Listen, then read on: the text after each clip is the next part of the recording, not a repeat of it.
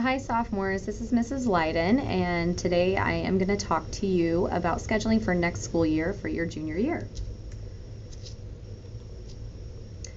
So first I just want to make sure that everybody knows who their counselor is. So we are all split up by alphabet. So if your last name starts with letters A through F, I am your counselor. If your last name is G through M, Mrs. Hartley is your counselor. And then the end of the alphabet is with Miss Richter with last names N through Z. And we will be working with each of you as we do the scheduling process for next year. Just a reminder, I know a lot of this stuff is familiar to you guys going into junior year, but the course selection guide is available for all of you. This is so that you guys can look up different classes, look at graduation requirements, honors diploma. It's basically just your one-stop shop, a really good resource for you guys if you have any of those questions as you're going through scheduling. Just briefly, I want to mention the new honors diploma. They have changed slightly from in the past, but these are the honors diploma for your class. They require 4 years of math, 4 years of science, 4 social studies, as well as 3 years of the same language or 2 years of 2 language, GPA of a 3.5, ACT 27, and then there's some additional SEAL requirements beyond what graduation requires. There are some alternative pathways that you can do when it comes to the honors diploma. So if you ever have any questions about all of that, we have links to ODE's website for that, as well as you can always come and talk to me or your counselor. Just a reminder as we go into picking classes about our scheduled policy. We just want you guys to be reminded that we do not allow for schedule changes once school starts.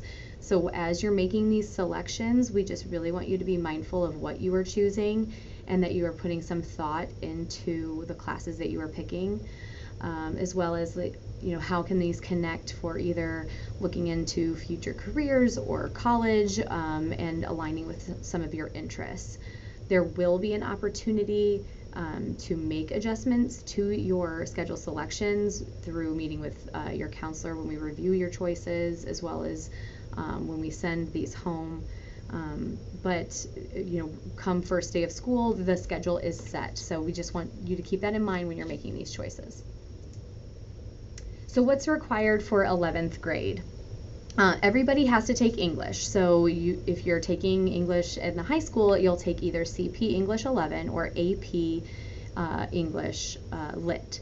You'll notice there's no honors when you hit junior year. So if you are not sure as far as I've been in honors English 10, should I go to AP?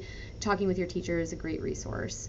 Science, you will take your advanced science this next year if you haven't already. A lot of our electives science classes students take throughout high school. So basically what can count as an advanced science is anything but physical science or biology.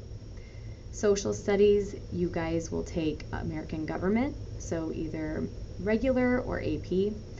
And then, as I mentioned, you do need 4 years or 4 credits of math for graduation. So depending on what your math class is this year, you'll be looking at that next step.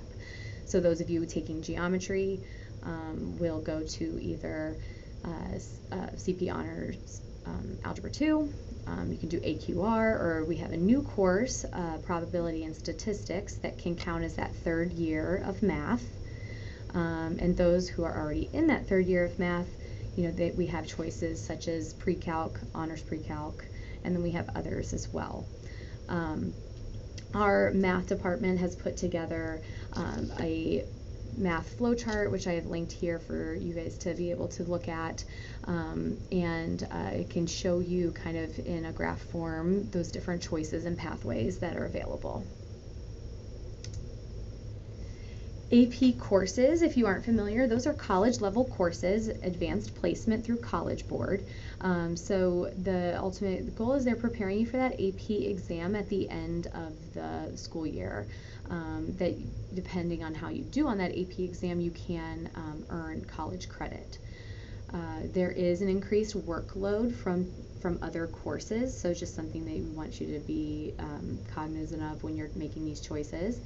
And then, we talk about, just because you can doesn't mean you should. So if you're looking at classes on their own, yes, maybe you can do that class. But when you are looking at your entire schedule, just kind of wanting to create that balance for yourself to where you are not overextending yourself too much, and considering what you have outside of school that when you're considering the workload of these courses.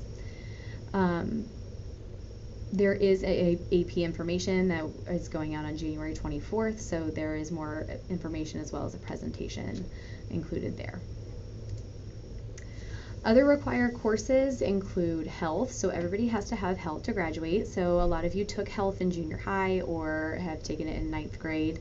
If you still need your health credit, you can either do that in summer school, which it's online, or you will take it in school.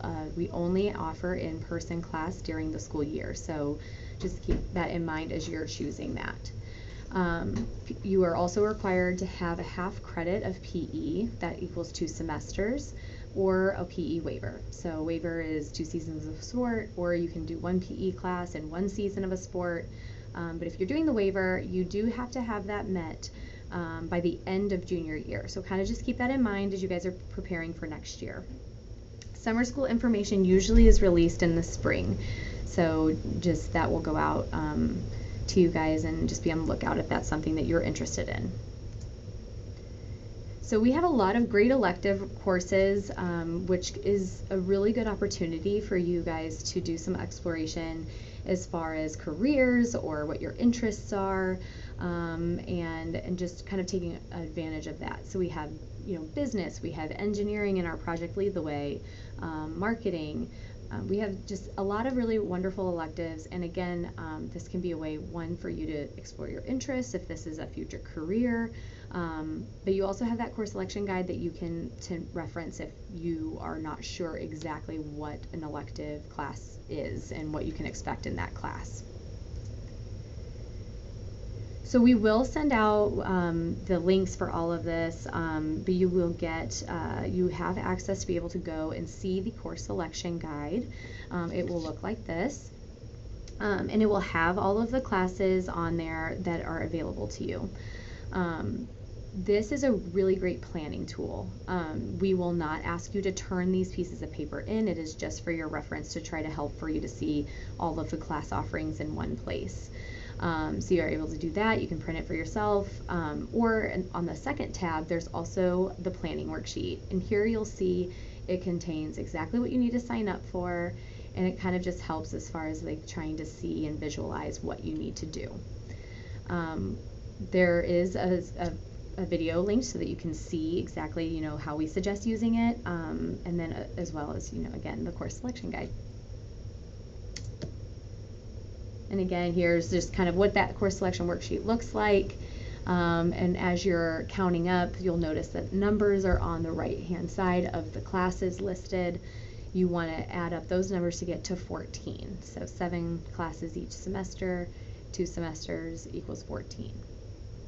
You'll remember from last year that you guys inputted your schedule selections online, and we're going to do the same process this year. So all course selections will be due February 20th. And we'll send out more information at a later time about, just a video of showing you exactly how it is you do the online process. Make sure when you are looking at classes that you are picking alternates. I'm sure many of you ended up in a class that was one of your alternates this year, so it is a very real possibility you could get one of these classes. So make sure when you're picking them, you are picking classes that you want. Like I said, the very real possibility you could get them, and do not put classes in your alternates that you have already chosen. It won't work. So make sure that you are picking different classes that would be, your backup choices for your first choice. And again, we just ask that you do this because ultimately I want to make sure that you're getting in the classes that you want, and not just me what has room in it if you don't put any alternates. Again, just a reminder about the schedule policy. I want to make sure that everybody is aware of that policy, because you are making these decisions now, and this is the schedule that you're going to have for next year. So important dates coming up, we are going to have a scheduling fair during the school day like we did last year. So depending on what homeroom you have, you will either go on February 3rd or 4th.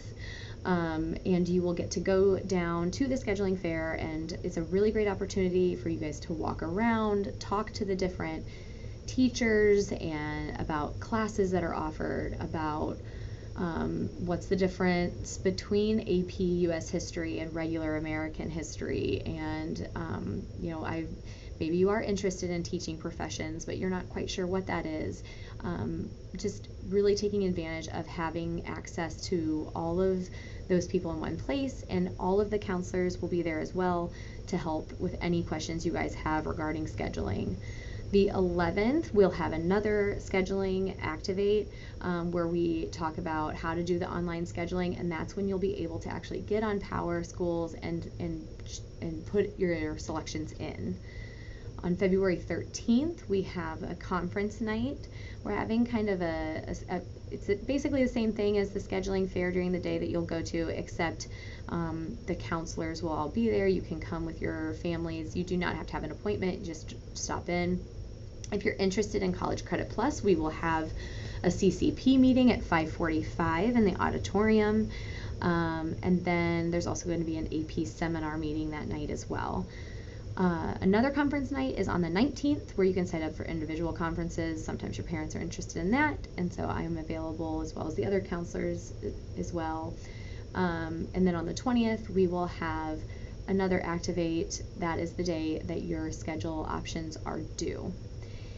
When you are doing your schedule options, you will we'll go into detail with this with the scheduling video, but you will be able to see your teacher recommendations. So if there is a class that you do not meet the recommendation or the prerequisite for, there will be an appeal waiver. Those are due the 24th. And then depending on when you have your English class, the counselors will all be coming in through your English classes to meet one-on-one with all of you, and we will go over your schedule selections for next year. So that will be taking place those first 2 weeks of March. So I know that there will be lots of questions that come up. We will have, during Flex is a great time to come see us, Activate, Study Hall, we're going to have scheduling fair, conferences. You guys can always email us, and we can always find a time to meet. But please reach out to any of us. Reach out to your counselor. But any of us are happy to help. We know that this is, an important year going into junior year, and anything we can do to help, that is what we want to do. So thank you guys so much for your attention, and we look forward to helping you guys schedule your junior year.